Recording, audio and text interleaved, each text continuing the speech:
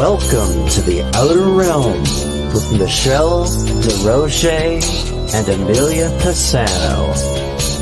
Airing live on the United Public Radio Network, 105.3 FM in New Orleans.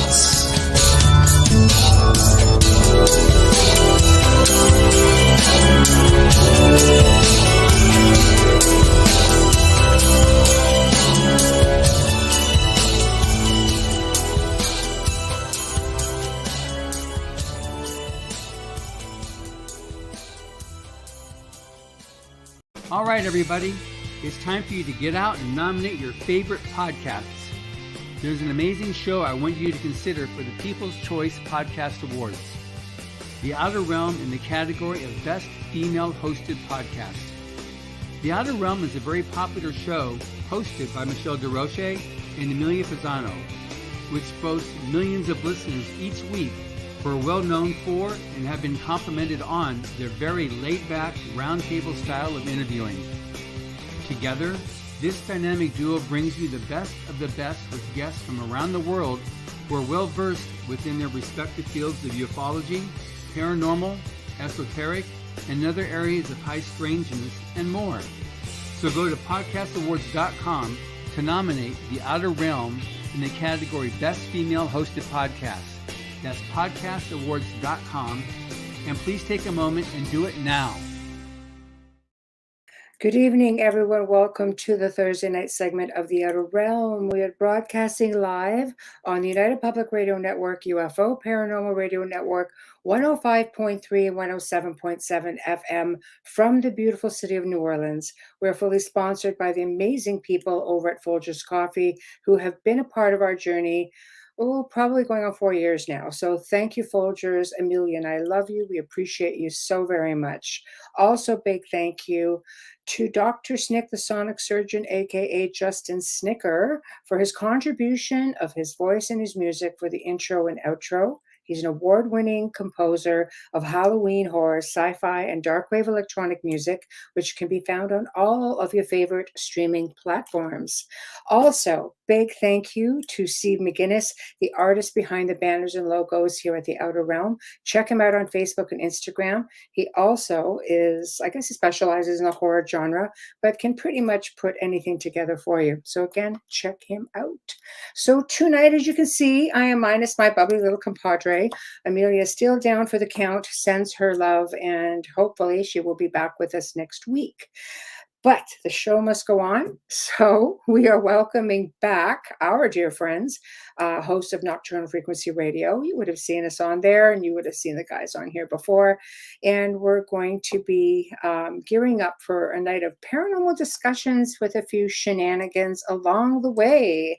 So welcoming to the show. Hello, guys. Shenanigans? I don't know what you mean by that. Shenanigans? What are those? You guys are darn or shenanigans. Are those like those little sparkly people in the forest or something?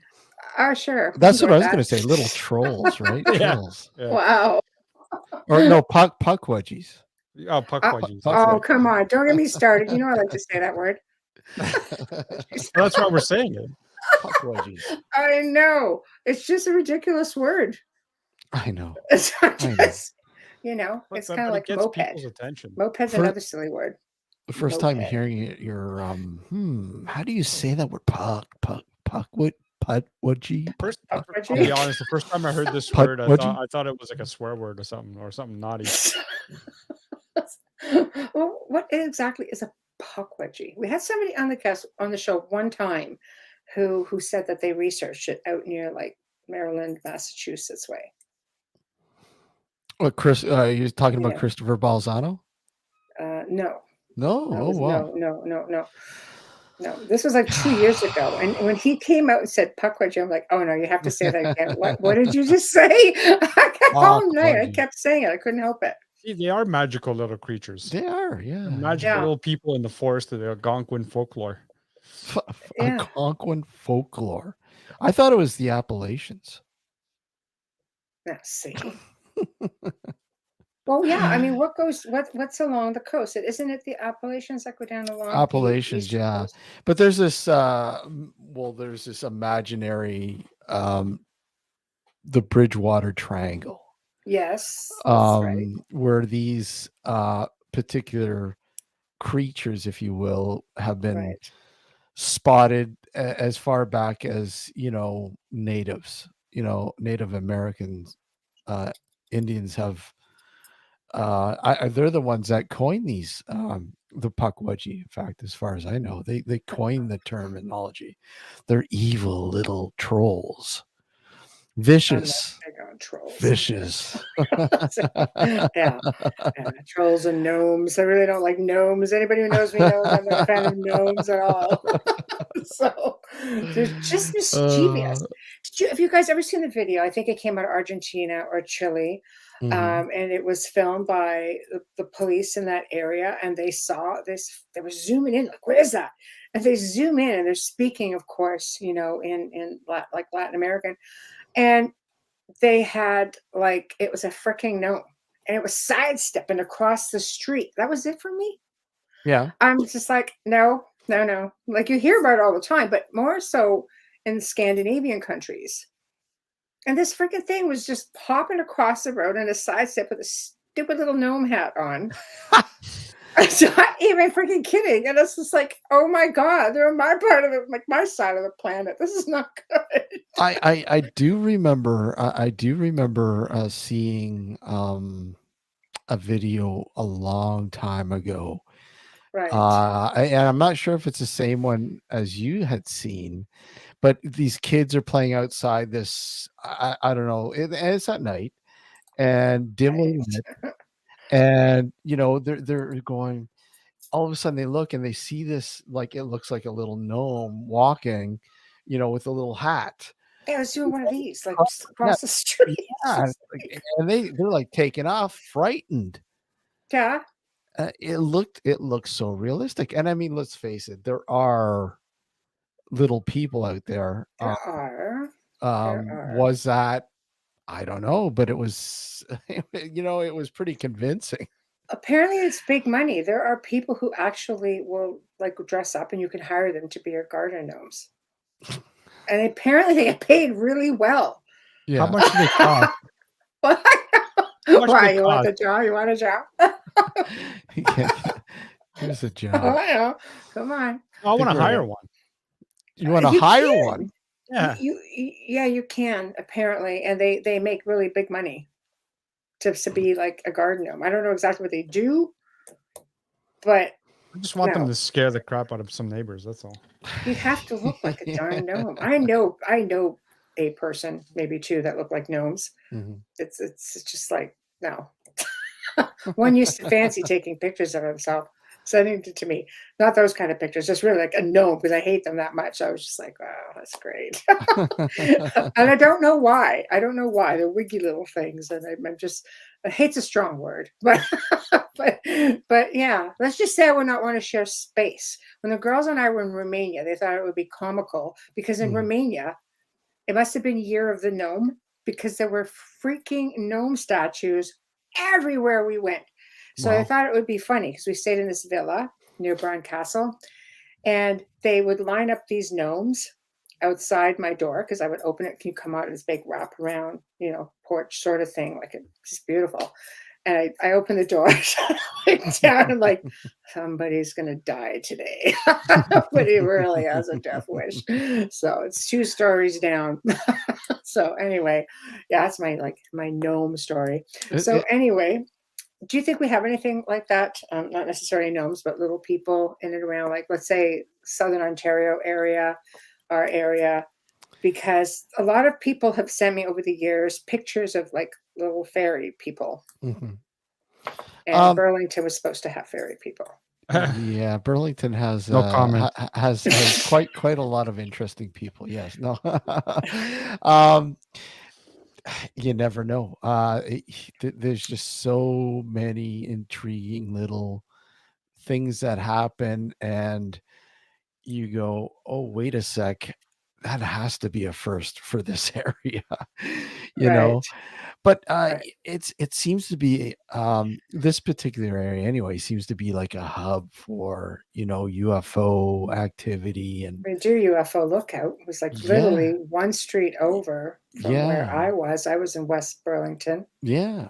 Um, you have up by what is it? Mount Nemo. You have the what we call the Devil's Mound, Yes. and it's really weird because you have these trees. Alex has seen it.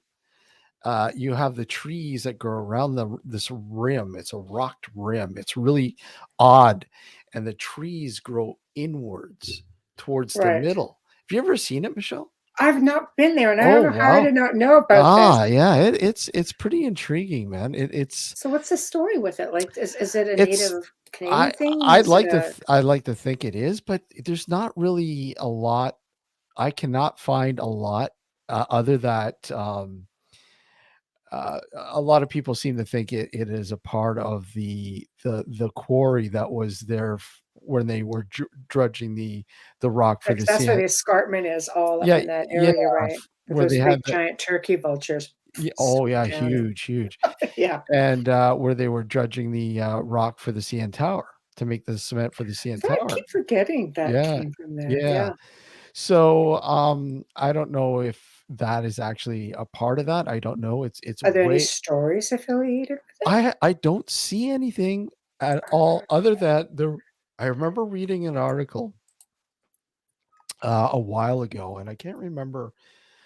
It was a news clip, and I wish I kept it. Something about up in that area, and this was from the 70s about some satanic activity, There or would be in the 70s. yeah, a A group, movement. yeah, a group up there, and they were congregating in that area. So I'm like, okay, Hmm. maybe this you put these two together, and perhaps they may be connected, but it's Just an hard to find interesting anything. tag name, you know? Yeah, So, very and we used to have a lot of buffalo that used to run wild up there too at one time, didn't we? Bison. long time ago. Yes, Yeah. Well, I long. mean, 30 years ago they were Mhm. up there Yeah, because, I remember being up there and seeing it, but apparently I missed this little tidbit of a location. it's an interesting little place. It's just an excuse for you to go back to Burlington. I know. Yeah. Burlington keeps calling for me. Mind you, they're decimating my old property right now. They're just widening the road, and Oh wow. I had yeah, this like probably 400-foot hedge Mhm. that was mature and like probably 25 feet tall, and apparently now it looks like it might be about 30 feet. So yeah, it's very sad to see it, but um, there's a lot of activity in that area, and I think a lot of it tends to go unnoticed. Mhm. But you were talking, well, we were talking before the show about haunted or just farm properties on average. Mhm. Are we talking about haunted properties or just average of just farm Just properties? haunted farm, abandoned farm. Yeah, because a Why lot of farms specifically, though, Steve? well, I guess more and more of them are popping up now because of Uh, encroachment, construction and all that kind of Sure, wonderful stuff. surveys. Farmland is dying, at least in Yeah, this direct area. So right. you're starting to see a lot of abandoned farmhouses in this area, just north of here. Mhm. And for the longest time, I was doing research. We were doing research at one particular one, just up Tremaine. Right. And you're familiar with Tremaine, right? I am, yes, Yeah. yeah. And doing some back research and everything else, and finding out that the house um, had two suicides, Ah, and one of them, two of them, both females, and one, they were not together. They were at separate times in the mm, house's history. wow. And the last one was, I believe, in the 90s, the late 90s. And I don't think they ever used the house after that.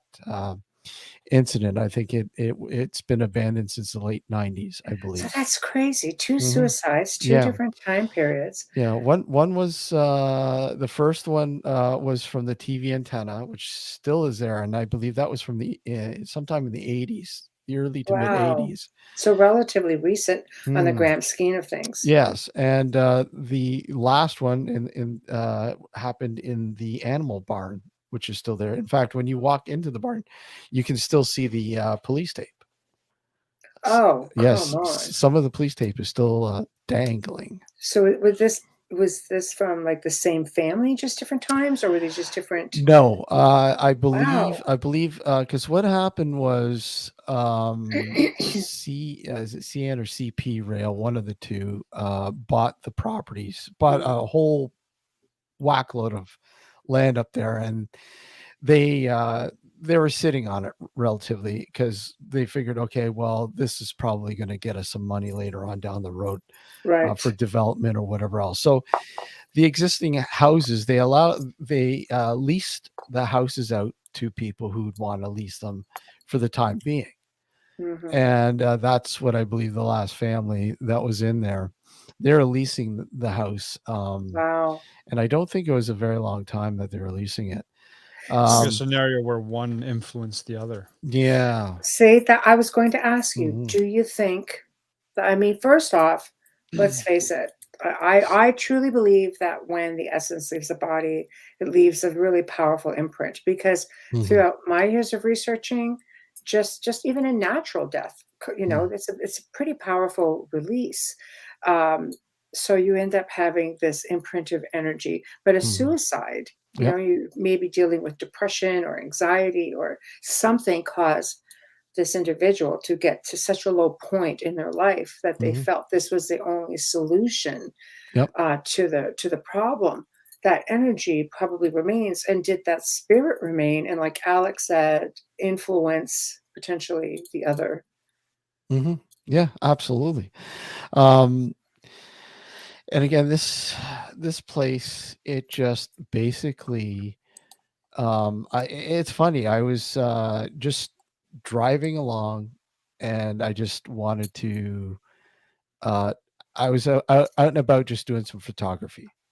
I was testing out a new camera that I had bought, a DSLR, and I'm like, let's see if I can find an abandoned house or farmhouse or whatever, and take some pictures. Blah blah blah. And I was just driving up Tremaine, and I actually drove by this place, and as I'm driving by, I see this this property and this house just sitting way back from the road, beckoning you to come in and take photos. Just something about it. I said, okay. So I quickly turned around, and I started driving down the driveway, this dirt road towards the farmhouse, and there was a bridge, an old wooden bridge, because there was like a little stream in front of the house. Right. And the bridge, I'm like, do I want to drive over that? Doesn't look too safe. So I just parked the car there, and I got out of the car, and I started walking. And I okay, I'm going to go up to the front door and knock on the door and ask them if it's okay if I take pictures of the barns, because I was fascinated with the barns. And I got up to the front door, and I look inside, and it's empty. Right. I knocked, and of course nobody answered. It would have been pretty freaky if somebody answered, but yeah. But I had it in my head, I was just wondering if it's okay if I snap some pictures of your barn, whatever, but nobody answered. So I walked around, and I went to the back, and there was like a pantry add-on in the back, and there was a door, and there was a screen door, and then there was a door that was propped open. Do I go in? I'm going in. The heck with it. I'm going in. So I went in, and I went into this house, and all you can hear are the alarms beeping, like the fire alarms. They're beeping because I guess the batteries are like dead, dying. And that's Right. usually what happens when, there's no electricity in the house anymore. Yeah, but eventually the bloody battery dies. I mean, how long? Exactly. What are they still going on for? Exactly. Isn't that weird? That's just Yeah. But there was still electricity at the house. That's why, I guess. Okay. Because they would put when you drove by this house at night, the porch light would be on. I guess to sort of sway people from don't come close. We're here. Right. Right. It's just creepy when you look at this place at night. But anyways, I walked in, nothing, no furniture, nothing. The place was in awesome shape, mint shape, great shape. And a little bit of wear and tear, a little bit of weathering because of leaking and paint peeling or whatever. It was starting to show damage inside, which was a shame because this place was absolutely gorgeous. If you had the money, if I had the money, I would buy the place and renovate it. Wow.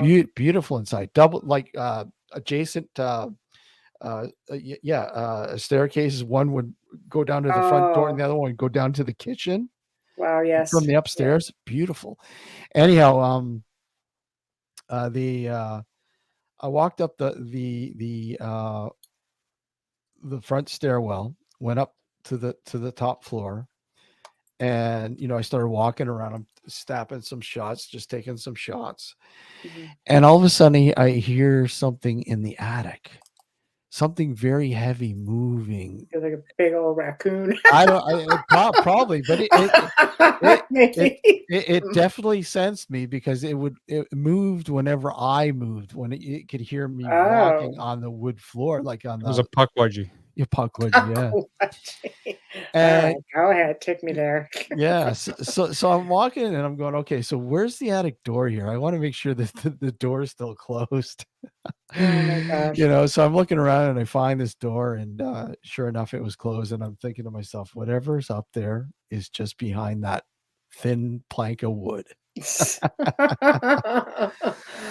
But yeah, it's and from that I did a little bit more research. Went back a few times. I was granted permission because I found a contact. There was I guess the guy across the road, another farmer who was taking care of the house and the fields. Like he'd plow the fields in the well, it's nice that you actually thought to ask for permission. well, yeah, I mean, you never know, right? Something like that, you just you never know. You just don't want to be caught doing something stupid, sort of thing. But and I highly recommend you do that. You just I mean, so anyways, he was pretty cool. That he was fine, going in a few times and ran some investigations in there, collected some findings and so on and so on. And yeah, very, very interesting place, very intriguing place. I mean, Alex, at one point he came in and he had kind of felt a little uneasy in one area at a time. Little tingly, yeah. So why do you think? Do you feel like maybe there was still somebody attached to the land? Or the two suicides? I mean, did you get a sense of being watched at all? Or abandoned places always make us feel uneasy, very uneasy. It doesn't mean there's something there, but I think it's our natural, feeling. That was the first feeling when you had walked into this place or walked up to it, and then you're going into the house. You just get this overwhelming feeling of uneasiness, just right. Okay, something's wrong here. And it's obviously not, because of the police or anything. I mean, the police could still show up and you still got to explain to them what you're doing in the house. Right. But that's not the issue. The issue is an asylum once. Yeah. You never know. What you're going to encounter, because I mean that the house is open. You don't know if there's there. Exactly. You don't derelicts, know anything. You don't know if anyone's squatting in there. You don't know if there's any animals in there. And thankfully, no, there was never any issues with that. But kept getting this yes, Tamara, exactly. The funerals were often in the front parlor rooms of these houses. I know, because I used to have a Yeah. huge funeral collection, Mm-hmm. and I still have some of the pieces, all the curtains and the racks that would be for home funerals. Yeah. 1854 coffin, all that. I Mhm. still have all that. Yeah, that's right.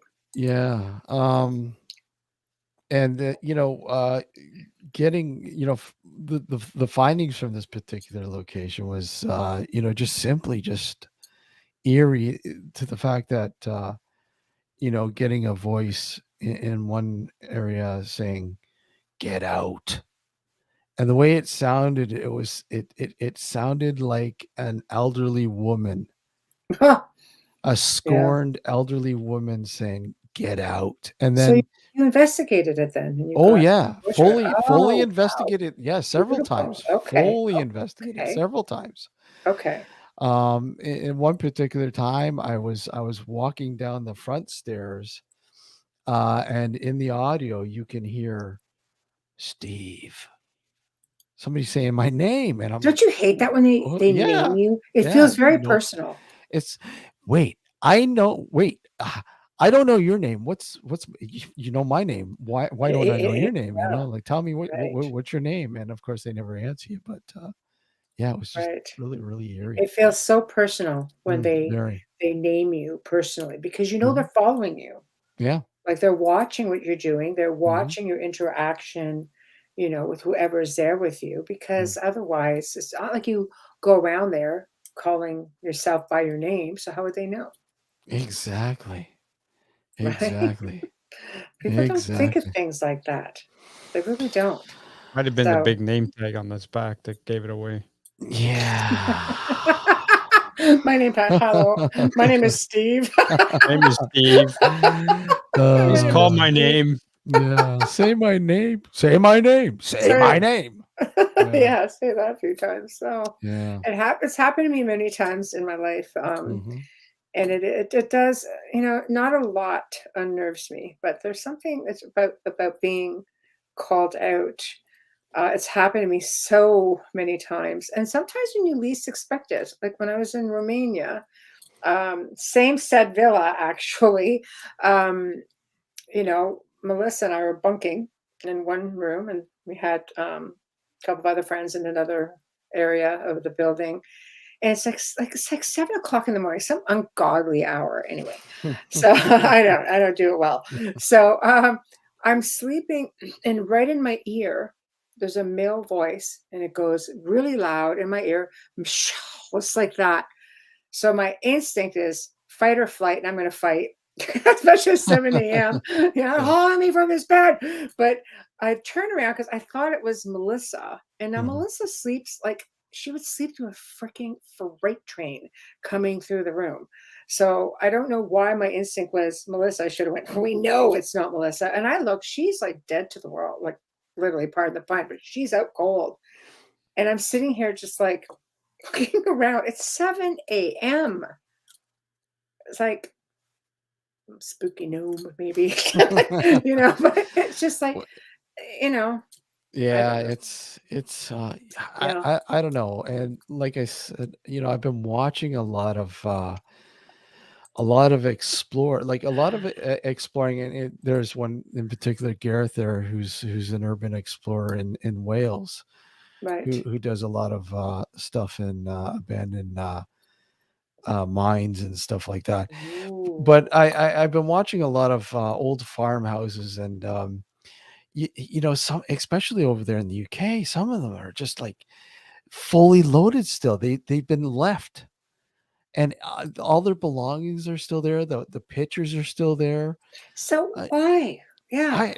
and to me, it's fascinating to think that what happened, why, like I do, I understand people just die, but nobody comes to collect this stuff. No family No, members, no nothing. but it depends. Some people go very mysteriously. Do Yeah. you, do you do you know that I believe it was the Dodge family who Mhm. had a summer home on Manitoulin Island, believe it Yeah. or not. And it was a cabin. and they had a grand piano there. I mean, everything. This is a cabin. Yeah. It was not like a big location by any means. And one day, now this is a story of the folklore that was told to me, because I used to, I grew up north, so I used to go there quite a bit, right? It was a beautiful island. And I had friends who lived on the island. And this was part of the old story. And then one day they literally just disappeared. And for forever, until the cabin fell down. Yeah. Literally nothing was taken from inside of it. So it's like what you're saying, like, doesn't anybody come to collect this? This isn't just like a forgotten about family history. Yeah. This family was part of the Dodge family. Yeah. Dodge motor cars, like, with really expensive stuff in there. And nobody knows whatever happened to this family. It's like there was still food on the table. You got to wonder what actually happened to the family, how they disappeared. Yeah, exactly. But that's what intrigues me about these places. The stories. I mean, it's just amazing. You know, I've seen some of these houses that you know, you think you've seen it all until you've seen some of these places in the middle of nowhere left as is, and you sit there and go, what kind of condition were these people in?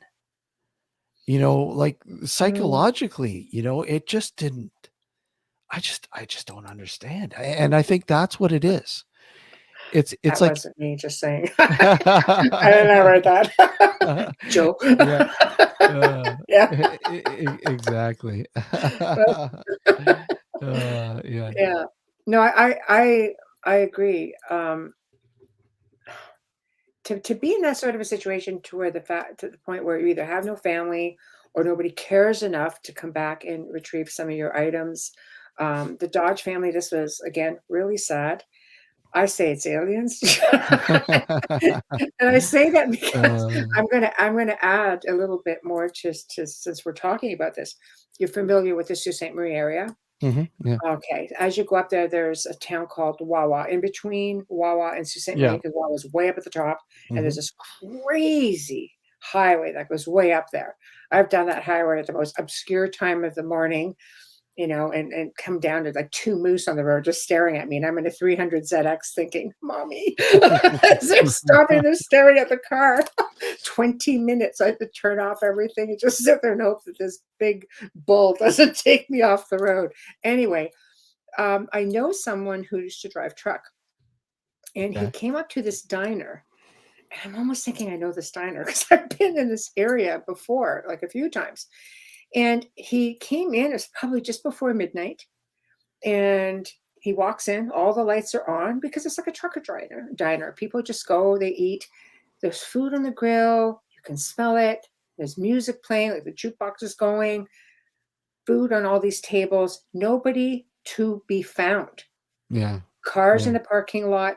He ended up calling the police and saying, look it, like he's like, I'm getting out of Dodge for real.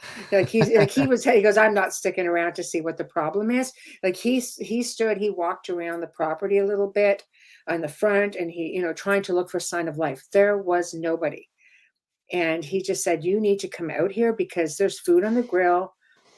I don't want to see this place go up in smoke. Like, you got to fire grills at the back. Right. And, that was it. And he just took off. Where the heck did everybody go? There's still food cooking in the back. Yeah. See what I mean? Like, it's aliens. Yeah. Like, I don't know. Well, Call me crazy, but you never know. Anything is possible. Anything's maybe possible. they shifted to a different reality. Yeah. Why hell? Yes, maybe. Why not? Time slip. Why not? Anything's possible. Anything, and that's what intrigues me the most. Trying to understand something that just doesn't make sense. Sure, I agree with this. Think sometimes families can't face going through a lost family member, or sometimes they were the last family member. Yeah, I agree with that wholeheartedly. You know, if they passed, for sure. Like, Yeah. you know, and then you get those other ones that are on the flip side, just get rid of everything the next week. Bring You know. bring in the dumpster. I know. I know, it's terrible. I am extremely fascinated though by a lot of these disappearances. I know Joe and I did a show on the Gray Zone one time, and we talked about time slips and portals, and there were stories of people walking out of their house. When I researched this, I couldn't believe it. People walking out of their homes, walking around the house to the backyard, and they're in a different time. Like same space, but completely different time. Like things outside looked different. Yeah. They couldn't see, you know, like this individual had children playing in the back. There was nothing. There's nobody, different time. Neighbors were different. Houses looked different. And they walked back around and came right back into their own time. Yeah, it's strange. Like I said, That never happens to me like that. I know that's It's just, it does happen. There's a woman who, right to this day, currently has a reward that she is offered if anybody can get her back to her own time. This is something else that we found for the show, because she just woke up one day, okay, and she was, I don't know how many years ahead, but a different time, different pair of pajamas. Her apartment looked different. She went to work. The building wasn't the same, but she instinctively knew where to go to work. Her fiance of 7 years, non-existent. His family, non-existent. And she's never been able to get back. Nobody knows who he is. This is like, you know, the love of her life, right? Ready to get married. And it was 5 years at the time that I researched this. It had been 5 years, and she has a reward out still as of the date I researched anyway, last year, for anybody that can help her get back to her time. Let me get my steel toes. And you see, Yeah, that's it part of happens. the part of the reason why I don't fully agree with the traditional route of thinking with the paranormal, if you will. I know.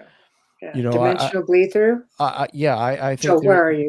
Your Yeah, favorite part? I think there's so many scenarios that we need to take into consideration to truly understand, you know, when you're investigating the paranormal, Yes.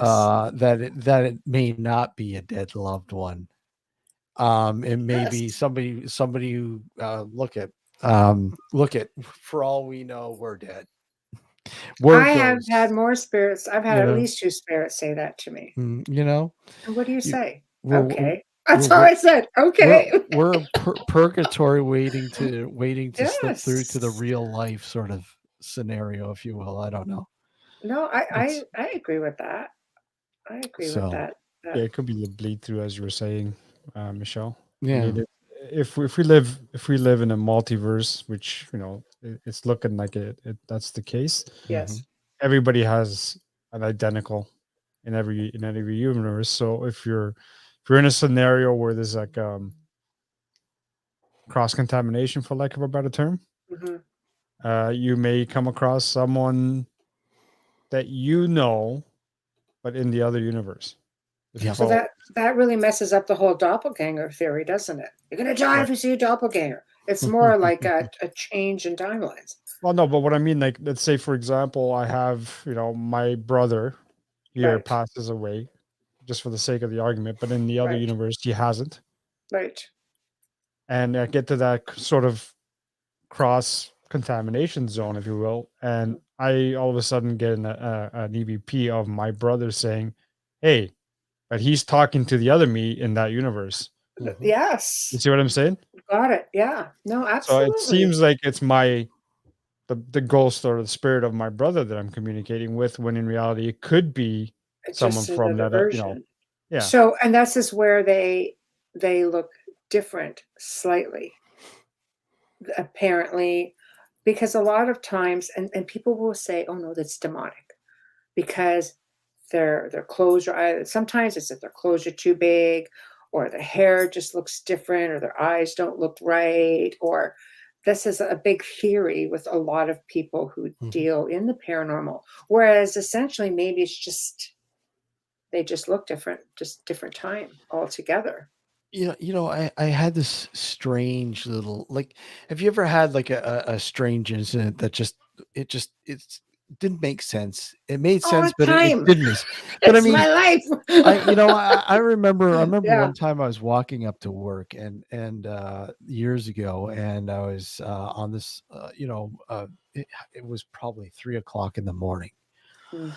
and because I had to start at 4 in the morning, I don't know, whatever.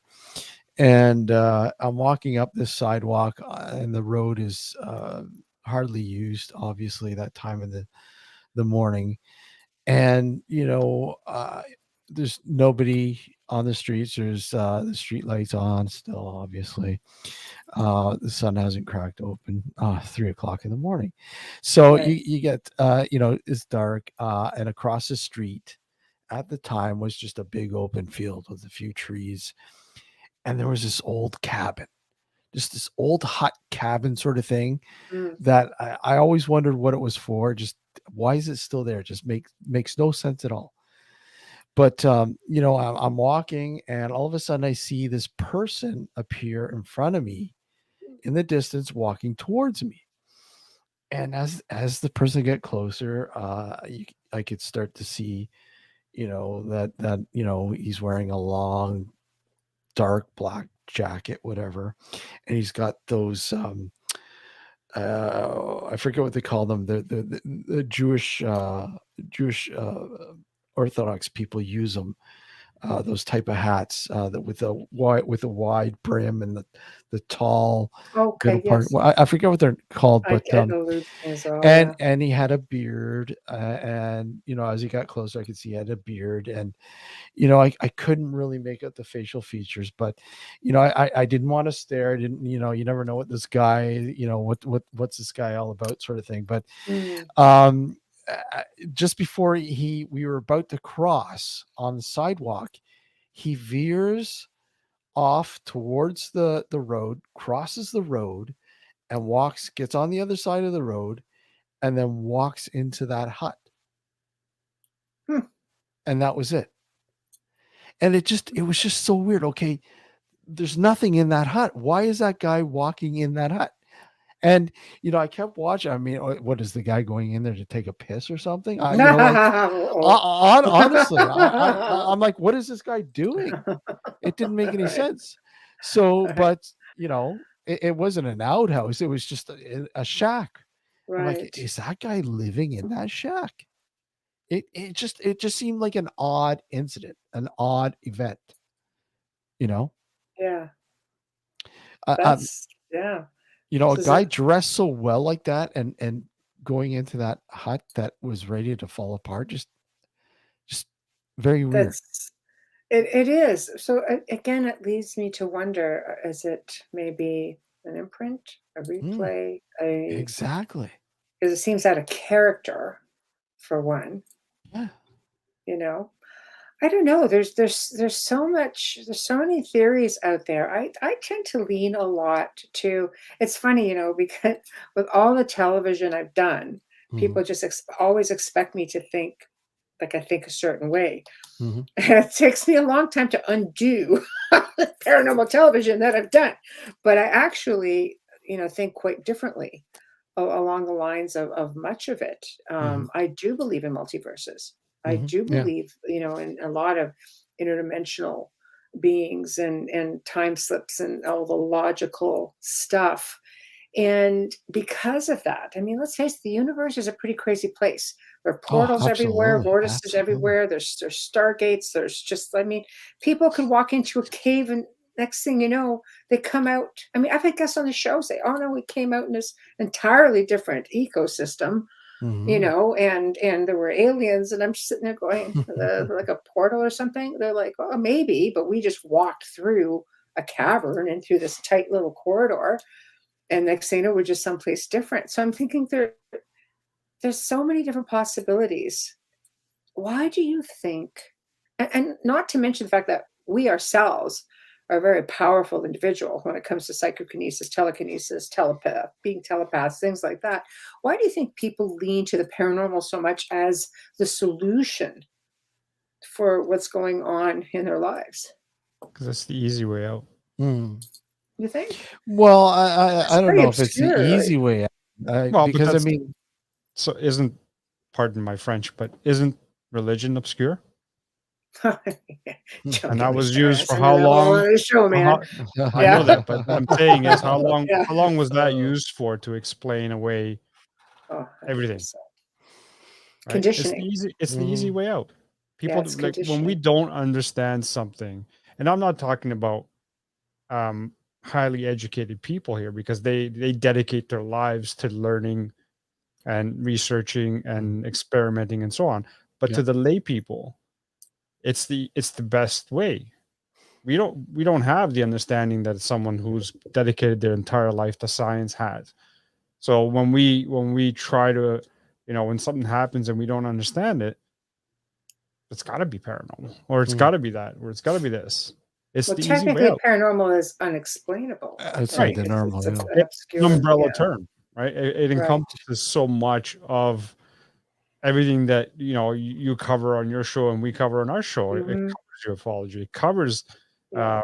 cryptids, it covers a whole Right. slew of different phenomena. It's just when most people hear the word paranormal, the first thing they go to is ghosts and spooks and specters and demons, Mhm. right? But I mean, it's Mhm. really something that encompasses a whole wide range of things. Mhm. Yeah. Still haven't got a special terminology for burritos though. No, That's gotta leave that- definitely unexplainable in my Yeah. world. yeah. I don't understand it personally. You know, but- We gotta get you out to a burrito place. And, oh man, no.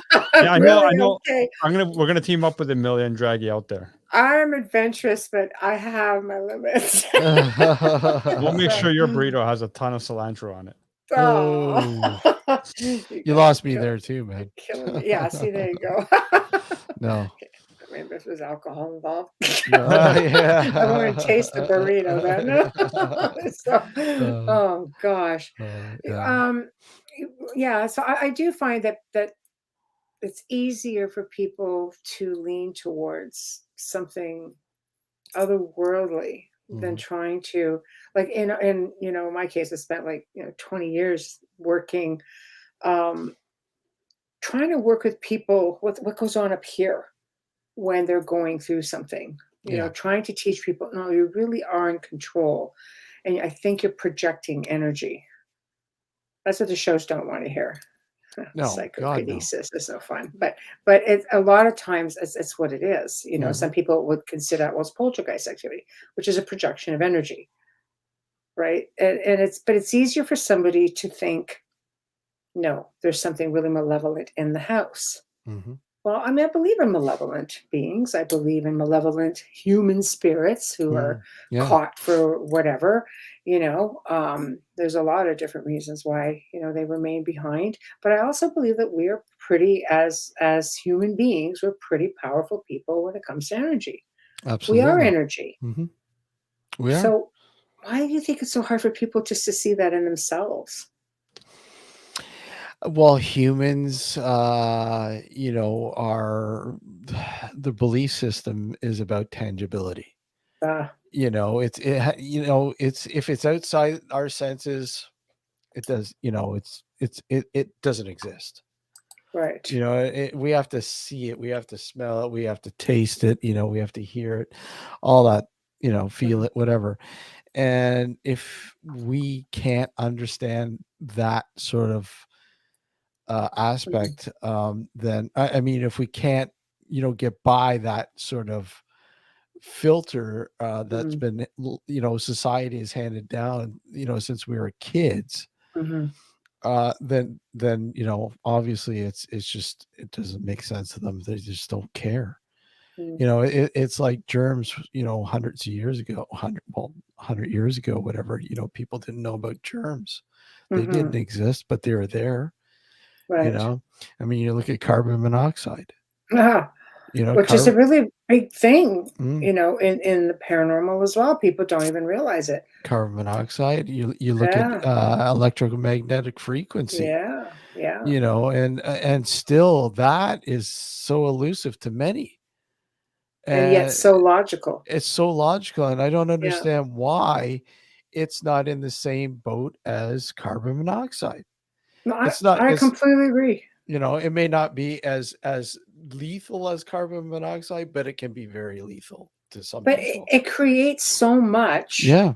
of what would cause people to think there's something going on. Carbon monoxide detectors are always something I carried around when I was investigating, because it to me, it's just as important as an Yeah. EMF detector. You Mhm. get high levels of each, man, you're going to hallucinate like there's nobody's business. Yeah. There is just a lot of common stuff that people don't think about. But I want to just make mention with Wayne, because we have to remember as well that we live in a time where it's pretty much accepted that the unknown exists. Back 30 years ago, you'd have been labeled crazy Crazy, if you spoke of such things. Like, tell me about it. The family secret. Don't let anybody know you can see things. They'll think you're crazy, and they might think the whole family's crazy.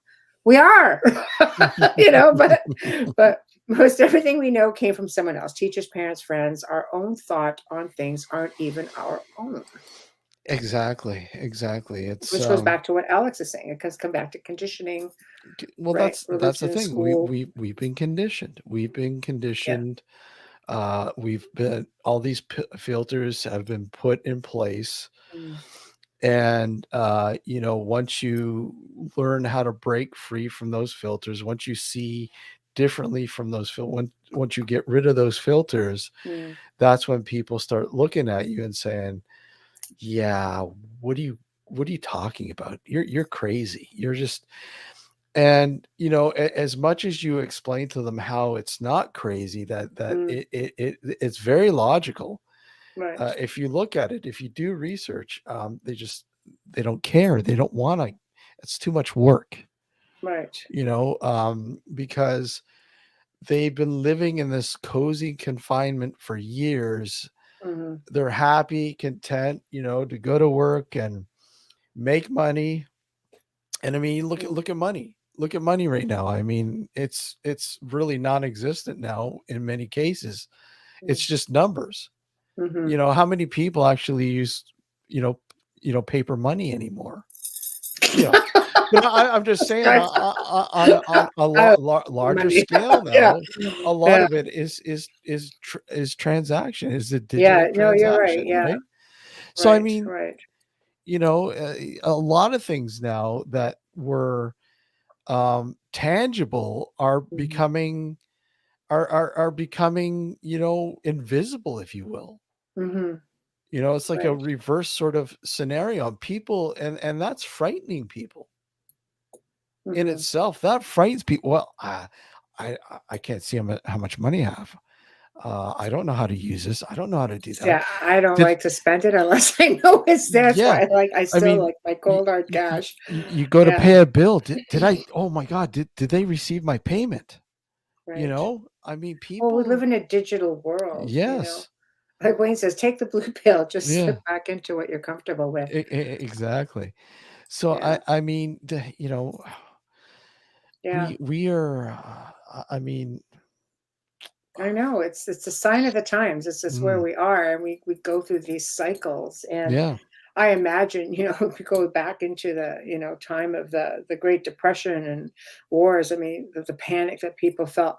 We still have that sort of panic, but yet we're not in the midst of all of that chaos. We just have chaos in other ways. We will all leave imprints behind. If the world just ended tomorrow, with the imprints that we would leave for the Mhm. next generation would be like, oh my God, it would give a whole other Especially if you've had world. a lot of burritos the night before. Yeah, you may just like spontaneously combust. It's not just a spiritual imprint. Yeah, exactly. Good But grief. I We mean, have a wide berth. oh yeah. But I mean, Uh, the main thing is, no matter what, I mean, we are made up of energy. Yes. We essentially, our physical vessel, if you will, probably perishes, but our energy is infinite. Energy is infinite. It just it transfers into something else. What it is, we don't know until that time comes. Obviously, we're just having a human experience right now, basically. Exactly. And do we take those experiences with us? Do we take them? You like to hope so. I think we have memories of it. Energy can imprint. Mm-hmm. I think it's what holds everything together. When you're having past life memories or genetic, imprinting sort of thing that comes from somewhere. But it doesn't sit in the physical. The physical disappears after a while. I mean, us doing this right now is creating an imprint. Yes. It's an endless imprint. Right. It will loop and loop and loop for forever, because we are creating energy. Right. In a sort of manner where it's a matter of patching into it again some other way. Mm-hmm. Ghost box. Yeah. Where's all this talk about burritos? Spontaneous combustion. What is this all about? What is you don't want to have a ghost box near after having a few burritos. No. If I could come back to haunt, one of the EVPs I would leave is big fat burrito. Yeah. So that's how we know it's you. That's right.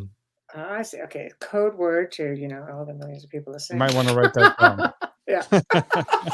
He's saying, look it, open up again. Mm-hmm. Please open again. You shouldn't have closed. Open up. I was so disappointed.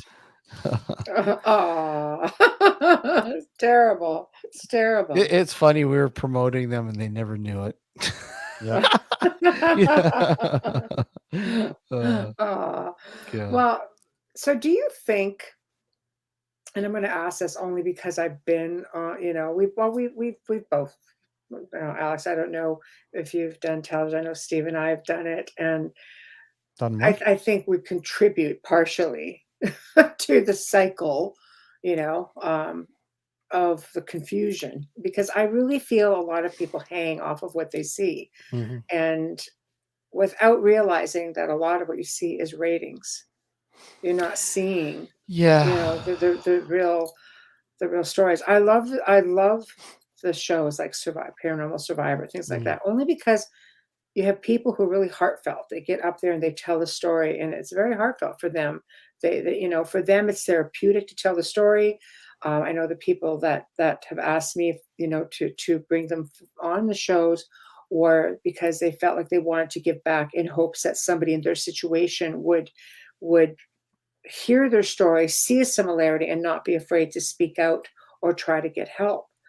Even though, there's a lot of embellishments that take place in any of these TV shows. Yeah. Do you think it helps contribute to the problem? Oh, absolutely. Yeah. Absolutely. And in fact, that was when I was doing, some of the shows that I did. I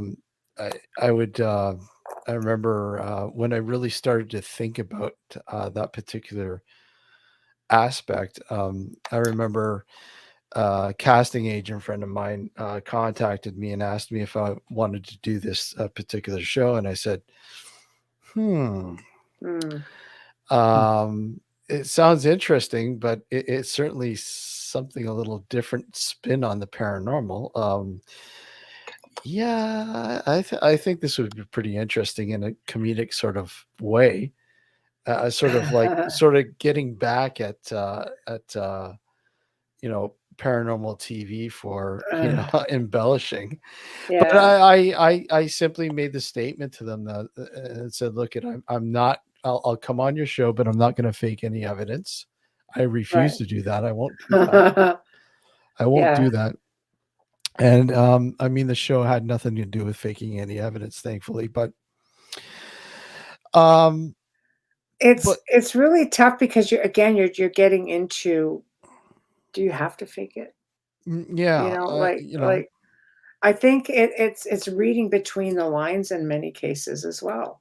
Like I Mm, said, out of all the questions I've been asked, out of all the answers I've given, it comes back to one thing everybody wants to hear.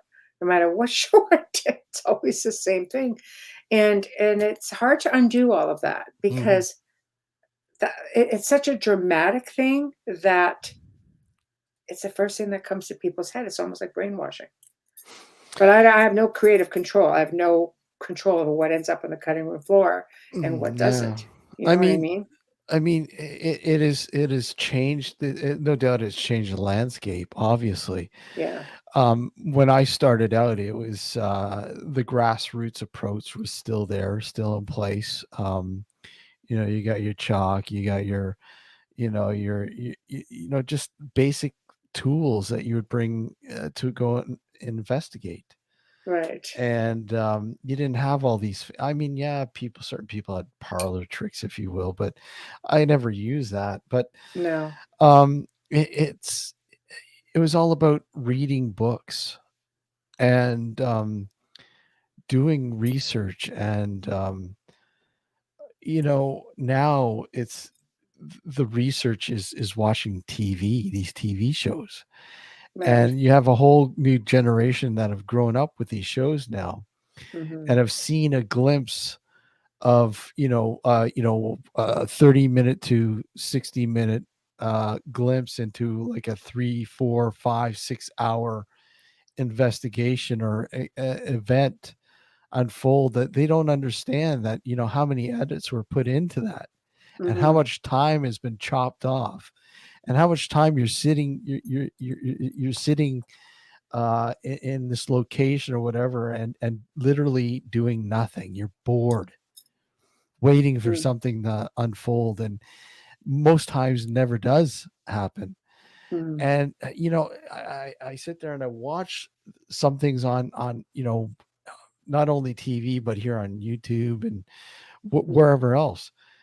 These people throwing out their videos of their investigation using all these tools. And you sit there, and I had a rant about this the other night, about these tools that aren't even made to look for ghosts, if you will. I know.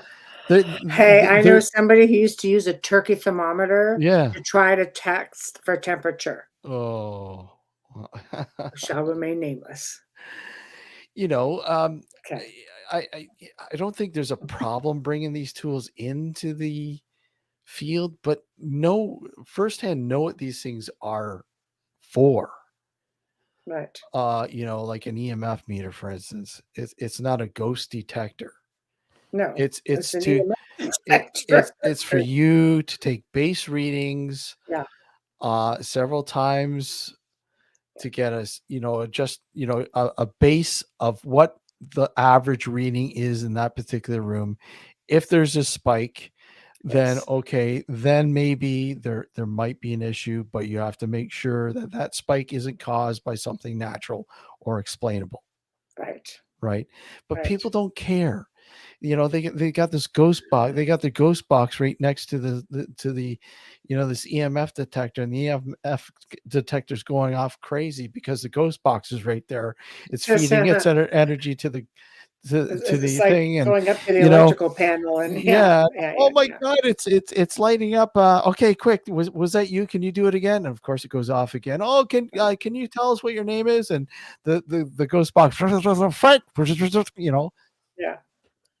Yeah. I just I know. I think, I once had a researcher say some of the best tools that you can use during an investigation is a pencil, a piece of paper, and good old common sense. I thought to myself, yes. yeah. I I mean, mean, I mean, I think if you know how to use the equipment, for sure. There are some really talented people out there who are really developing some phenomenal things, and I yeah. like to see the strides that people are making, and I like to see the creativity, and but again, if it's misused, it really should come with a handbook. And unfortunately, if you're just watching some of these TV shows to get the hang of how to use something that may not be necessarily the best way to learn how to use it. Absolutely, and that's the problem. A lot of these tools that these people, you know, build and experiment with and get some interesting findings with, they're totally twisted. As soon as somebody else gets their hands on it, Yeah. oh, can you make me one of those? They make them one, and then all of a sudden they take it out and it totally misuse it and throw it there. Oh, look at, I got some evidence. I mean, Alex and I have had this Michael Esposito on. I don't know if you've ever had him on your show. I haven't, no, but the name is familiar. He's a musician by trade. He's the great grandson of Alex. Who is it? Bell? Not Bell. Marconi. Right. Okay. Marconi, and he the experiments that he does are just phenomenal. Like, no, I'd love to have him on if you guys want to share. Oh, absolutely. Like the stuff I shared Richard. Yeah. The stuff that he has created, like it has created by using everything from a turntable, like a record, to a oh my God, what else, Alex? He's used so many different tools. It's the list goes on. So and the stuff that he has captured using this stuff is just phenomenal. Wow. He is amazing. I could give you his I'd love to. Yeah. I'd love to. Super nice guy. Yeah. I've known him for quite a while now. And we even have to have him back on the show. It's been a long time, but and we're not talking about the hockey player either. No. I was going to say, I had affiliations with those guys, but I think Esposito, I think NHL hockey. But this guy goes all over the place. Like I think he usually goes to, is it Denmark or Sweden, one of the two. And he would go to some very historical places. Right. Or places that have been known to have some activity or whatnot. And he will bring like special devices with him and will record with these devices to capture any EVPs possible. And like I said, some of the stuff he's captured, Michelle, will blow your mind away. Oh, I'm all for it. Yeah. It's always been my favorite part of research. It's been the audio recordings. Oh yeah, absolutely. Above anything else, because it's just such it's such a curiosity, because it's a wide range of things that you can be, what you can be experiencing. Like I said, time slips. Like I said, look at all of these experiments that he does. I am a fan of the ghost box in the right conditions. Oh, absolutely. I mean, I don't discount it. I don't discount it. But the problem is there's too many people out there that just really don't know how to use it properly. Just like a lot of tools. Well, that's exactly it. For me, like I said, I've always had pieces built. I knew Frank Sumption. Yep. I have one of his boxes here. And what was fascinating to me about him as I was getting to know him, because he was a best friend of one of my best friends. And he said, everybody thinks I built this for ghosts. He goes, I didn't. And he would share all kinds of recordings. He goes, I built them for aliens. I was like, damn.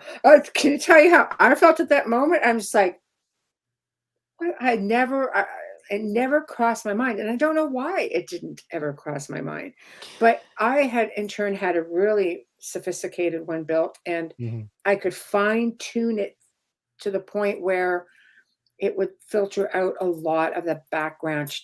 Like it didn't do any of that. Yeah. And, I love using it in places where there's not a lot of FM signals. I remember doing a location with just regular box, and there was like one radio station only, and the spirit loved music. So I would say things like, "Oh," I said, "Did you like listening to Old Blue Eyes?" I wanted different genres of music because it was, Hmm. like I said, one station, middle of nowhere. Hmm. All of a sudden, Frank Sinatra comes on the box. It says, "Oh, what about the King?"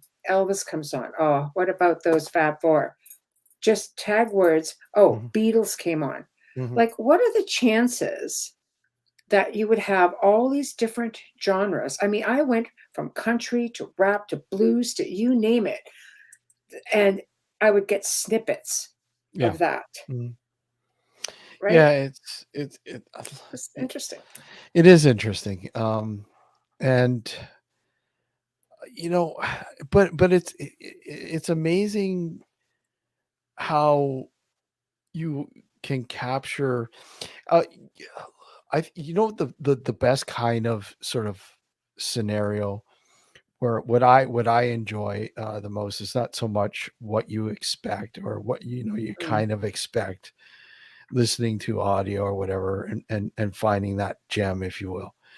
What I find even more intriguing is going through some material and being surprised right, by something that just, whoa, how did I miss that? What?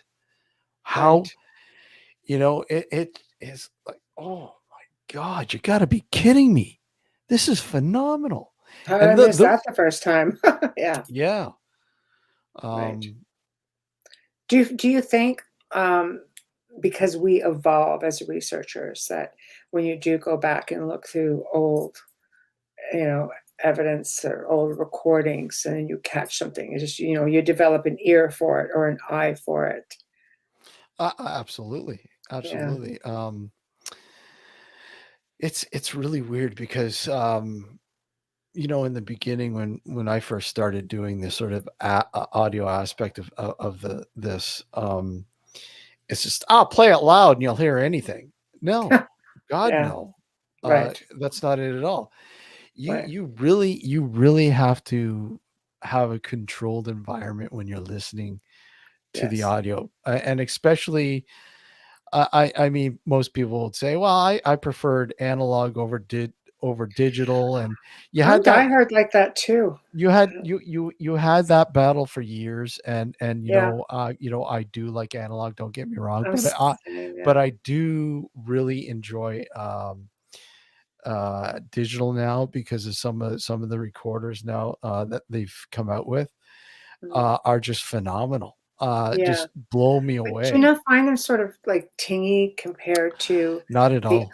not anymore, No, right? like I'll take what I enjoy using is a Zoom H4, Right, and bringing that sucker out, and it's just phenomenal. It's just right. so crystal clear, Mhm, crystal clear, and right. you don't get that tinniness or tinginess or whatever Yeah, you because don't to me, get it's that. like using a digital camera and a Polaroid, you know what I mean? Yeah, yeah, Like, yeah, just like, I Yeah, don't the know. bonus to that recorder is that if something comes around and attacks you, you can use it as a weapon. One of those uh, recorders. Yeah. yeah. Yeah, yeah. Uh, Yeah, I don't know. I love being able to capture sound. I think it's just extremely fascinating, um, compared to, I mean, not that photographs aren't cool, but I guess, again, it's one of the things you have to be careful for or careful of, pareidolia, yeah, absolutely. orbs. Yeah. Oh, orbs. Oh God. Oh God. Wanna chime in? Um, in the mortal words of our good friend Keith Age, I Yeah. dare you to say it again. There's a lot of people and Mm, mediums especially, who mhm, will look at something and goes, "No, like, there's a spirit energy in there." What do you mm. say when you see one with faces? And, like, I get the ones that someone sends you a picture camping, and you're underneath all the trees, and they think they're being invaded, and I'm never going back to this place, and I'm just like, "It's pollen." You know, For sure. I remember years ago, and I keep bringing this up. For some odd reason, I was on YouTube and I was watching this guy, and he was based in Scotland, Right. And each night he would set up his old digital high 8 camera in the one bedroom of his house, Right. and have it in night vision, and he'd sit there and watch the digital display on the camcorder to see if it would pick up anything. And the minute, some orb would fly by, he'd go, "Hey, there's Margaret tonight. Hi, Margaret. How are you this evening? Where's Sal? Is Sal going to be coming here and meeting you this evening?" And then all of a sudden, this other orb would come out of nowhere, and he'd start conversing with these orbs. And I'm like, "Oh my God, you got to be kidding me." You Yeah, know, but it's a tough call. I mean, again, I think you have to look at environment and, you know, you know what? and If you, I think if you see it with the naked eye, if you see something with the yeah. naked eye, then quite possibly. But for the most part, on digital camera, because I mean, this exploded with the digital point and shoot cameras. Mm, yeah. Not so much on film, Yeah. but digital point and shoot, it exploded. Right. It exploded, and of course, What about these security cameras? security camera, same thing, because you got to Yeah. remember these cameras have an infrared light Yeah. Mm, that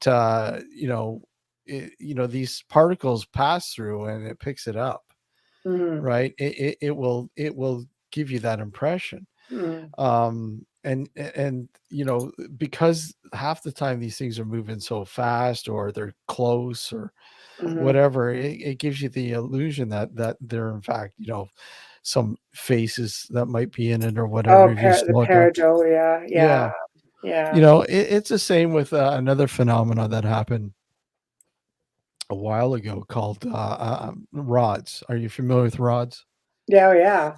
Same Yeah. thing, Yeah. this guy, what's his name, something, is it Esposito? I can't remember. Not Esposito. I can't remember his name. He in the early 2000s, he came out of doing something, I don't know, in Mexico, some cave I saw that. diving. Yeah, cave Yes. diving, and he was Yeah. showing And these things are just flying around like flying by, and yeah. Yeah.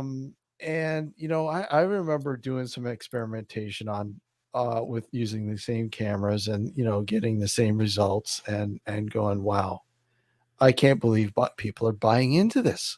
Mhm. It's Right. quite clearly it's insects, Mhm. because when you slow it down to a point, you see the insect and its wings. Well, you're out in nature too. Yeah. You know what I mean? Like some people have captured some I've seen interesting ones, Mhm. where they're, maybe in a location that night vision catches it. Yeah. I mean, you got something this long that Mhm. just kind of goes, it's sort of like, wow, it's cool. But it's like, but unfortunately, you can't. It's not like it's really difficult to light up video unless you are frame by frame, Mhm. and then you really have to try to catch it Yeah. midway. It's just this is again why it's so hard with video and photography and why I still prefer audio, period. Yeah. I think that's our best chance of getting anything tangible. I mean, do you remember the old the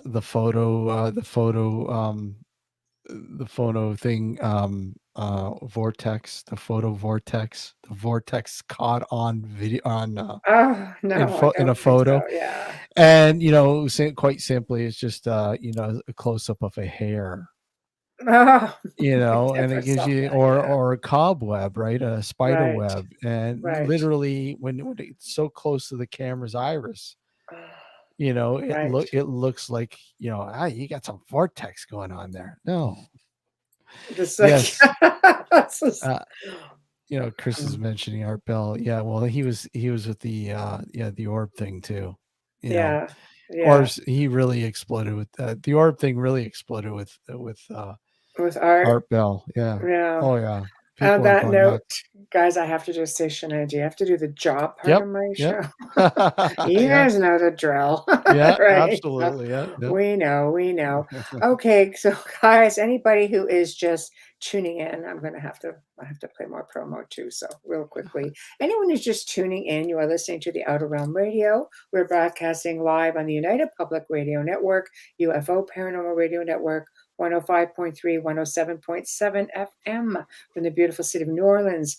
We are fully sponsored by the amazing folks at Folgers Coffee. So thank you, Folgers. We appreciate you and couldn't do it without you. Also, big thank you to Justin Snicker, Dr. Snick, the Sonic Surgeon, an award-winning composer of Halloween horror, sci-fi, and dark wave electronic music, who can be found anywhere that you prefer to stream. So, example, Bandcamp, Spotify, iTunes, Amazon. I could go on. Also, big thank you, Steve McGinnis, the artist behind our banners and logos here at the show. Specializes in the horror genre, so you can get anything. You like spooky shows, he can do it. You just like good old Hollywood type horror, he can do that too, and he does it very well. So anyway, check him out. Tonight we have Alex Rondini, we have Steve Genier from Nocturnal Frequency Radio. Hey. My compadres for the evening, Hey. minus our bubble unit. She's not here, so we hope she gets better sooner. So yeah, it's not the same without her. Anyway, couple of promos coming at you guys. You know the drill. Podcast awards are upon us, so here we go. All right, everybody, it's time for you to get out and nominate your favorite podcast. Yes, it is that time of year again. There's a show I want you to consider for the People's Choice Podcast Awards. UFO Undercover in the category of entertainment. UFO Undercover brings you some of the most revealing and current research that is being done with respect to alien abductions and contact. Host Joe Montaldo has been an abduction researcher for over 35 years and is uniquely qualified to bring you live interviews with some of the most well-known researchers in ufology. Go to podcastawards.com to nominate UFO Undercover in the category of entertainment. That's podcastawards.com, and please take a moment and get out and vote now. It's time for you to get out and nominate your favorite podcasts. There's an amazing show I want you to consider for the People's Choice Podcast Awards. Writers and Illustrators of the Future podcast, in 3 categories: education, storyteller drama, and art. For 4 years, the Writers and Illustrators of the Future podcast has provided advice and tips from international best-selling authors, world-class artists, contest judges and winners, and industry professionals based on the world-famous Writers of the Future contest created in 1983 by L. Ron Hubbard to help the aspiring writer and artist no matter their age. It is dedicated to the future of storytelling and art by showing that it is never too late to start, and those who make it are those who never give up.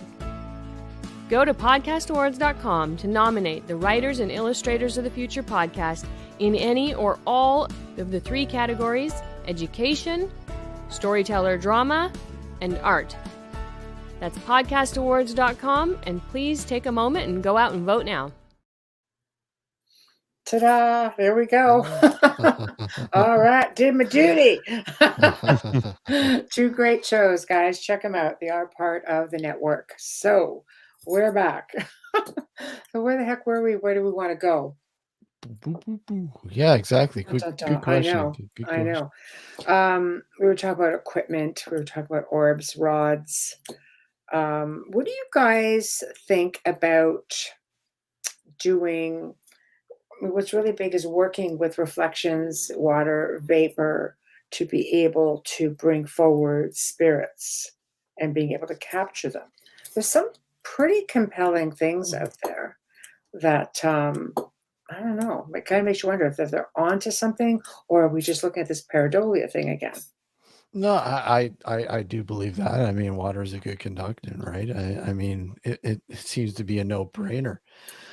And there's a lot of researchers out there that utilize water-based tools as a sort of filter, if you will, to do even audio work.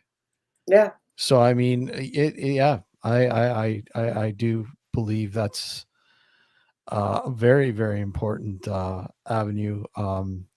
Just like I do believe, like for instance, infrasound, I think is Yes. something that really needs to be looked at a little bit more in depth with trying to figure what's going on. I do believe that in itself holds many of the key answers to the questions that we ask about what we're actually capturing.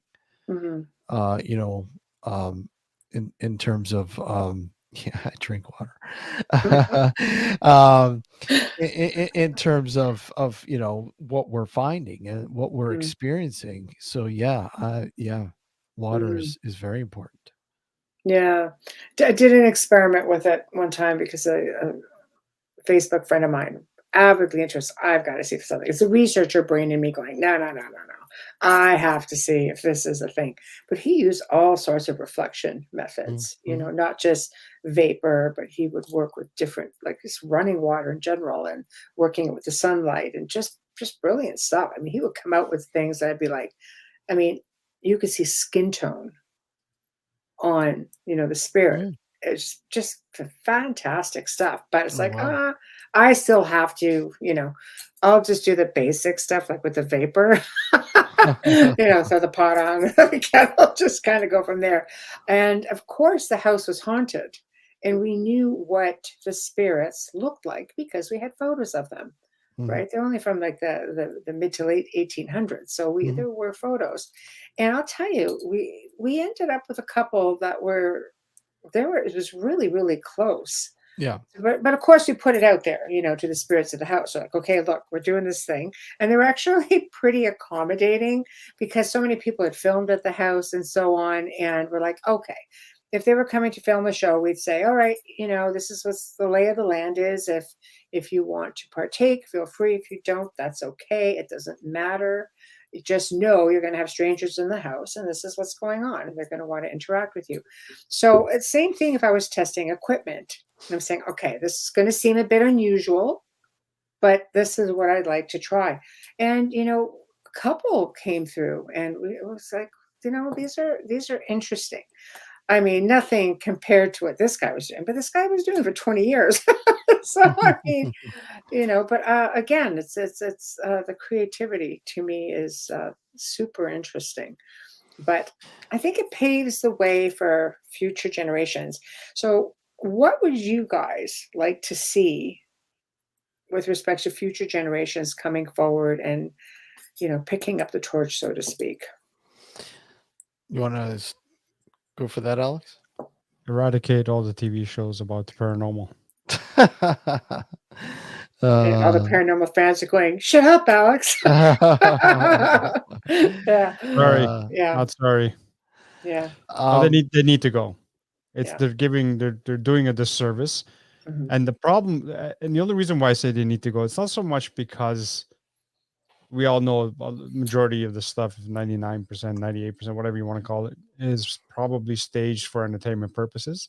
The problem is that not enough people are aware mhm, that that's exactly what it is. mhm, It's entertainment. And they take it to heart Mhm. and they go out and assume that they can do like everyone else does without putting in all the effort that needs to be put in. mhm, And hey, everything happens. Things happen all the time in the show, so something must be happening here all the time. And they hear some funny like static noise on the recorders, and they think it's an EVP, and they go out and propagate this crap. mhm, And that's the unfortunate part. If people were to accept the fact that this is what it is, and a lot of people do, but a good chunk of the people don't, and that's the problem. mhm, mhm, Yeah, I agree. I would further it by saying a lot of stuff online as well. Yeah. mm, A lot of media that's placed online and claims of the paranormal and evidence of ghosts and stuff like that, where people take it to mhm, heart and believe it. I think people, if they're serious about doing this and serious about furthering um this thing that we call research and investigating the paranormal, if you will, to do the research, to do the legwork, to experiment, find your niche and run with it, and try to further it. Try to further it, especially if you're a handy person. Employ your knowledge of whatever, and put together devices or experiment with things that you figure you think would actually yield some promising results. There are people out there that are like that now, and they go unseen. That's true. And it's sad because they're the ones that, people should be watching and looking up to, not these people on the TV shows. I almost said his name, but one of the names, but it's, you just, We all know who you're talking about. yeah, it's, you gotta, it's, Use your own research. Yeah, Besides that, your don't own try research, not yeah. to use someone else's research. Yeah. See, I think for me with in doing paranormal television, it's always been a way of people finding me, but I don't do Yeah. investigative stuff per se. And I have had more people find me and reach out to me that I've been in turn able to assist over the years. Yeah. But I don't do that I don't do the research type of it. And I know there's a lot of it. I don't think people realize when you're looking at that 1 hour, there's probably been, 12 to 40 hours of investigating at one location, and you're getting tidbits of something, if that. And if there's nothing, it's very seldom that they're going to say, we got nothing. Yeah. You're not going to often see that. And No. I think now with social media, there's just a lot of groups, and I commend people for coming together. I always try to tell people, if you want to get into this, take a tour somewhere, go to places that are offering an investigation, public investigations. Go with like-minded people. Maybe you'll find somebody who's got some experience. Maybe they can teach you a few things, or at least explain a few things to you. Just do it as a group. Do it in a safe, confined manner. But don't try to, don't go do what Steve did and just abandon a place. Yeah. I mean, I was kidding. I'm just playing with you. No. Yeah. I always say, stay away from people who say they're experts, they're professional, No such thing. Yeah. they're certified. Because I mean, really, it is an unknown realm.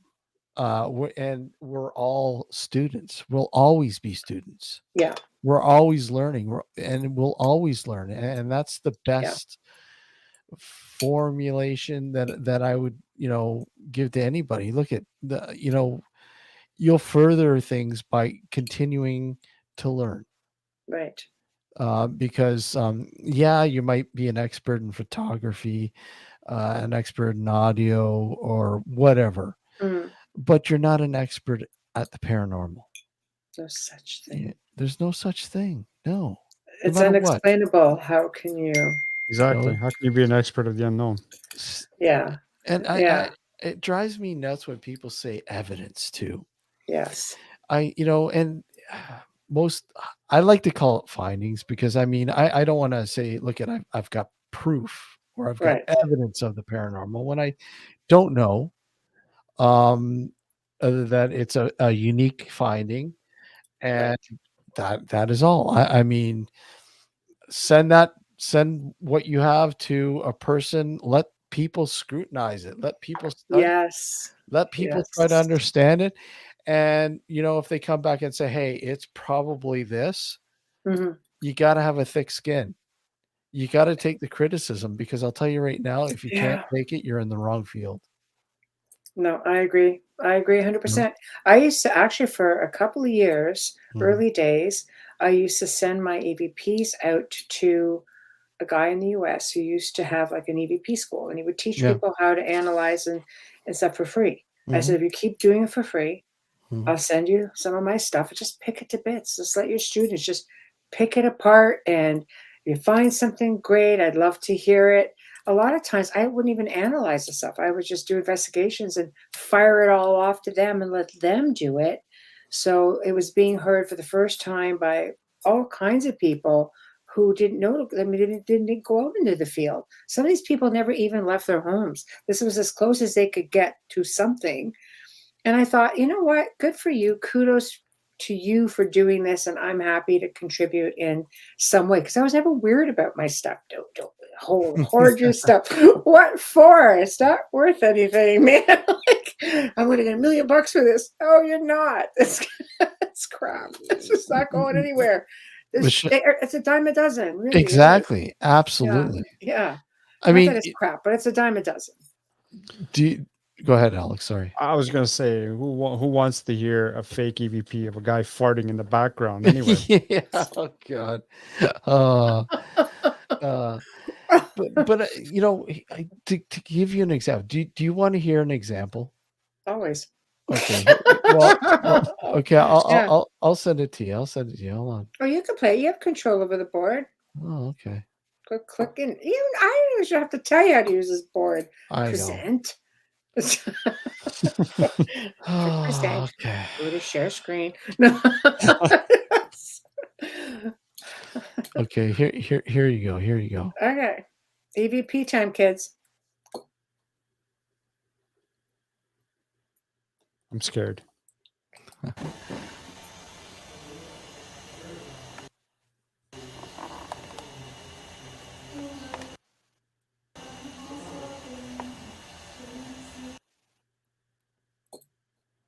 Why is it doing that? It's your computer. Oh no. Or I'll find it our end. What the heck?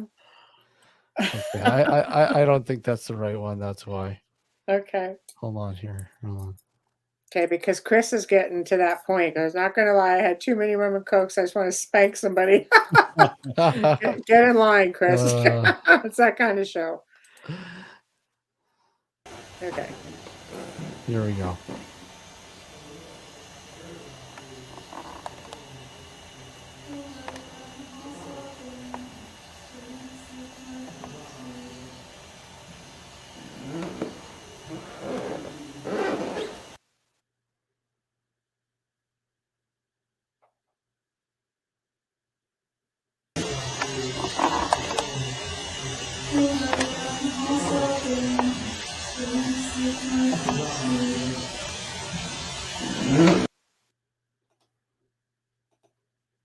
What do you think? Well, it sounds like there's a whole lot of chatter going on in the back. So what are we actually listening to? The Okay. sort of thing. Is this one of Alex's moment? Okay, so as we're downstairs. Yeah. We're downstairs. This is an old farmhouse. Okay. And we're downstairs. And I had my camera guy go up to do a walk around to document the upstairs on video. And as he's centering in on that picture, you hear what sounds like a girl reciting a nursery rhyme or singing. Yes. Right there with him. Right. As we're talking in the background slightly. Right. Yeah. Right. So, well, you can definitely tell there's this little muffled. There's a lot of background noise, which makes it, you have to really be attentive. But when you isolated it, you can hear this. You get the melody, right? Yes. Yeah. Yeah. So that's actually pretty amazing because it really goes on. Yeah. Yeah. It's not like it's just the occasional this little word. I love when you can get actual sentences and things like that. Yeah. It just doesn't happen often. I actually ran it through an AI filter, and it eliminated all the background noise, and just extracted that little part. Right. And it's phenomenal. Technology. I know. I love it. It was just really, really crazy. Right. Really Is this the crazy. same farmhouse you were talking about or a different farmhouse? No, different one. different one. Yeah, Oh, it's a so you different seem to be farmhouse. very lucky with the farmhouses.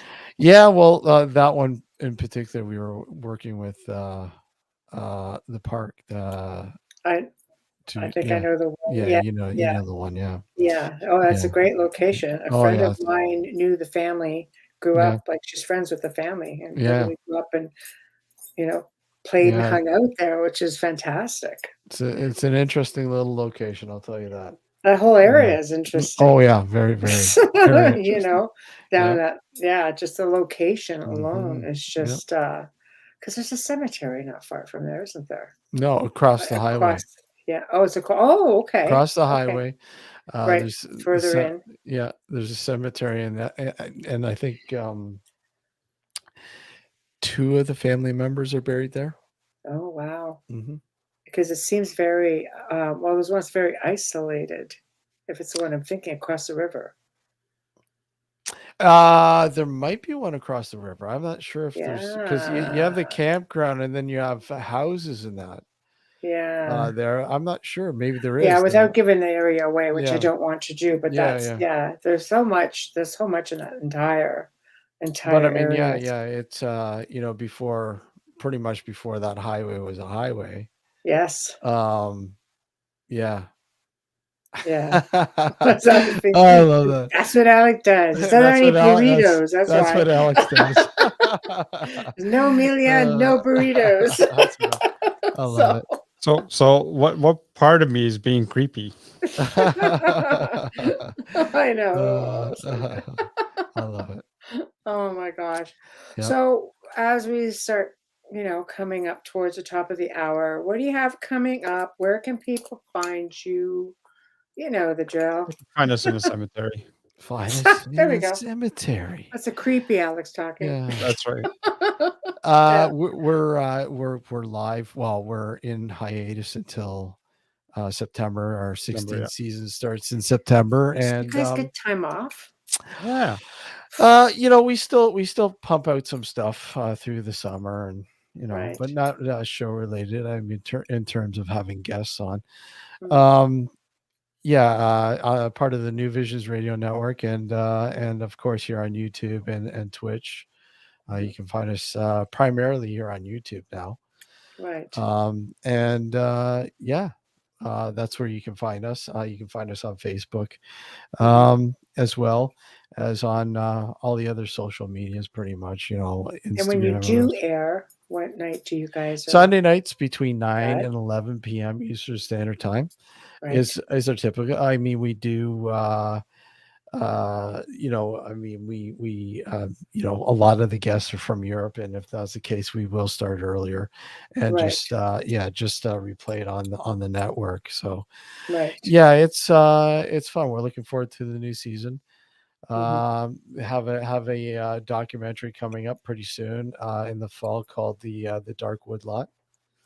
Ooh. That's going to play out hopefully, if no more kinks are in the pipeline, but hopefully that's going to we have a nocturnal gathering in October where Right. we're going to hopefully premiere it. Right. So Very nice. yeah, we're looking forward to it. Very nice. Very nice. So in the meantime, you get the summer off essentially for the most part. Yeah. and Supposed to be a hot one. So It is a hot one, and Yeah. it should be interesting. But yeah, we're looking forward to the new season, and we're just putting the guest list together, the schedule, and right. we'll start releasing the shows as we get closer. Very nice. Mhm. Congratulations. Yep. I love it. I love it. Well, thank you guys for Well, thank you. Oh, a pleasure. We'll do it again, maybe in and around the time as you get ready for the release. You want to come up and hype people up for your event? Sure, absolutely. I can Absolutely. be the creepy guy in the background. Okay, you creepy guy. Just up there and shows. It's looking at my phone, by the way. It's like the bah humbug. Get rid of those yeah. shows. What Yeah. dimension are you a part of, Alex? I'm Come not on, saying let us all because, know what dimension are you a yeah, part of? if I say where I'm from, then I'd have to take care of some business. It wouldn't be the first time. That's right. It wouldn't be the first time. Right. So I mean, I'd rather not say. That's when he gets his big fat burrito. Yeah. All right, burrito boy, that's it. We'll do this again because this time Absolutely. make sure Amelia will be a part of it because I know she's Yeah. just like, I got a few FMLs tonight. It's like, still ahead. My head's got a pulse. I'm done. It's like, oh, okay. So, And of course, we'll have you guys back on the show as well. We always we love having hanging with on. you So, guys. It's a lot of absolutely. fun. So It's a lot of fun. we'll have to do a live on location, Yeah. a live on location show. Those are fun. Yeah. They can be. Oh, love them. Love them. Yeah. Yeah. Yeah. Well, that's the first time we met Amelia. Was at a live on location. Oh, is that right? Yeah. It was fun. Yeah. Tons of fun. Yeah. Well, you know what? You never know. You never know. You never Never say never. Never say never. No burritos. No. Just saying. Well, No. Never say never. I'm sure he'll work a catering deal with a burrito place. Oh yeah, have a burrito party. Wonderful. Oh, yeah. Can't wait. Now you're talking. Can't wait. Catering by Alex's Burritos. That's right. And the appetizers are quesadillas. Yeah. Oh, well, those at least Quesadillas. I could do. I don't mind those too much. There's just something about burritos, and it's just yeah, I just don't agree with you. So, anyway, guys, Yep. thank you very much, and problem. have a great summer. Yeah, take care. You too. Thank you, guys. Thank you. Good night. See you, everybody. Bye. Good night. Bye-bye. Bye. Well, guys, we have come to the end of another fantastic show. It's always nice when we can share some space with good friends, and known Alex and Steve for a really long time, and they're a lot of fun. So hopefully you enjoyed the segment. Thank you, Folgers, for sponsoring tonight's show and every night's show. Thank you, Dr. Snick, Justin Snicker. Thank you, Steve McGinnis.